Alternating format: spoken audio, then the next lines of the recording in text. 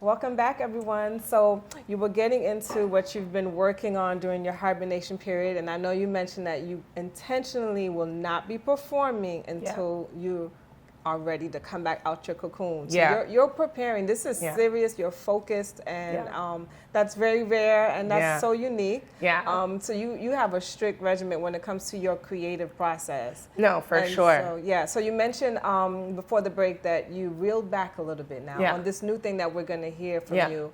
You've taken a little bit of I think it was necessary. When I first started, I literally just hopped into it, and then I was doing a lot of research about the business side, which I felt was the only way that I can take my career serious, because I had to see that there was a viable business with it. So almost tricked myself a little in the sense that I wanted to see, like, can this move? Can I get to certain spaces? And I did that. And so because I did that, I'm like, okay, that part, you can do that. Now focused on the actual songs. And that's really how I can build my fan base. And I think that even right now, a lot of people hear about me, they see me, but my fan base is still creating, like, I don't even know what the full identity of my fan base is, because it's still growing, right? And I call them my tribe. And I think it's growing because, again, I still haven't put out the music that I most connect to. So how can I have a fan base? You understand what I'm saying? So with that being said, I feel like the hibernation time was essential just for me to kind of pull back. Okay, Tadia, you're presenting yourself to this public as this person, you know, being intentional about what parts of my life I want to share, because it's so much happening as just to commit to being an artist. It's very taxing. So because of that, being in that season just allowed me to say, okay, I want to share this thing. I think that people will connect with this. And then, just, again, thinking about all the things that I'm going, there's a lot of changes happening in my life. I just became an auntie. Oh, congratulations. Thank you. And yes, shout out to all the aunties. Can't wait to be a rich auntie. Right. To spoil that. Right? But yes, no, so it's been just a lot of like, okay, like what's my message? What's my story? And I've been able to focus on that in that hibernation season. That's very good. That's dedication, and that's real positive. Now, do you have like someone that you pour into, like someone who's your soundboard, a mentor that you can run things by? Because it's really important for us, even as artists, to have a good support system. Because life is still lifing us, while we're trying to go through the creative process. And then sometimes it's good because we pour it in, right, to the music, and you can hear it.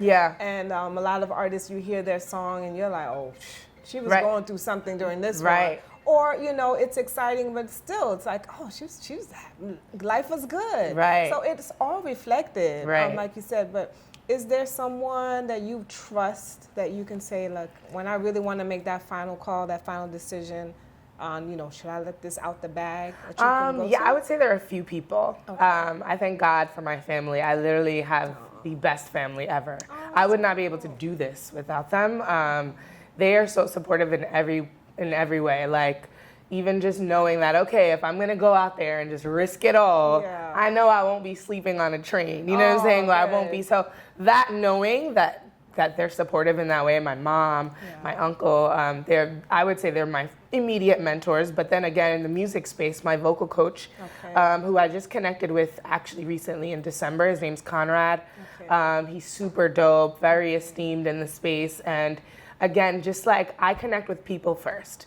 And that has been kind of like my safeguard, where I'm like, okay, hey, I can connect with you. That means that I feel the synergy first, and then I'm like, let me share this very vulnerable thing about me or my music that I haven't shared with the world yet. What do you think? What are your thoughts? And I like to have a diverse amount of people that are like listening, because it's different. You know, it's different feedbacks. I'm getting kind of ideas from different people from different spaces. It's hard to do to go into that vulnerable space with the world. You know, and then once it's out, it's out. It's out. You can't take it back. So deciding, you know, even what you're going to sing about and talk about, and when people really like start to recognize, what's she talking about? You know, and you wonder like, okay, what are they going to think? But you know, sometimes we have to silence the noise. Yeah. We just have to, because you are not alone. Yeah. And there is somebody, even if it's one person that right. you're connecting to, that's like, that song was written for me. Yes. You know, and if you can reach that one, you've then done my job your is done. Exactly. Hello. Exactly. So we're gonna come right back. We're gonna go a little bit deeper, and we also want to know what you're working on and where people can find you. When are you gonna come out of hibernation? 'Cause we can't wait. Yeah. We'll be right back.